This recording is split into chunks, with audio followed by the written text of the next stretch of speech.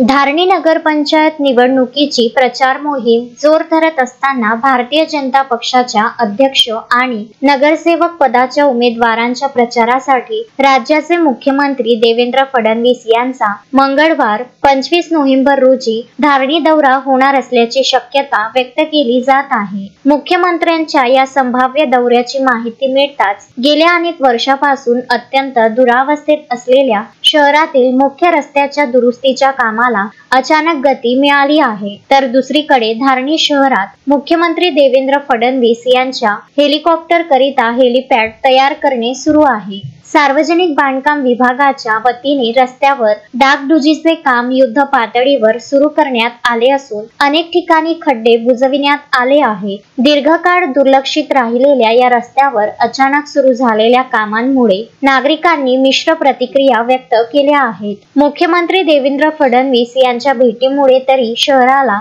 चांगला रस्ता मिळत आहे असे समाधान काही प्रतिष्ठित नागरिकांनी व्यक्त केले। कोणत्याही कारणामुळे का होईना पण अखेर रस्ता सुधारला जात आहे अशी भावना अनेक नागरिकांमध्ये दिसून आली। निवडणूक प्रचाराच्या पार्श्वभूमीवर झालेली ही हालचाल शहरात चर्चेचा विषय ठरत आहे। आता खरोखर मुख्यमंत्री देवेंद्र फडणवीस यांचा हेलिकॉप्टर धारणी येथील हायस्कूलच्या मैदानात लँड करणार की नाही याकडे धारणी सहित समस्त मेळघाट वासियांचे लक्ष वेधले आहे। तस्मीन शेख, सुलेमान मेमन, शकील अहमद सह जुगल किशोर जयस्वाल, विदर्भ न्यूज, धारणी।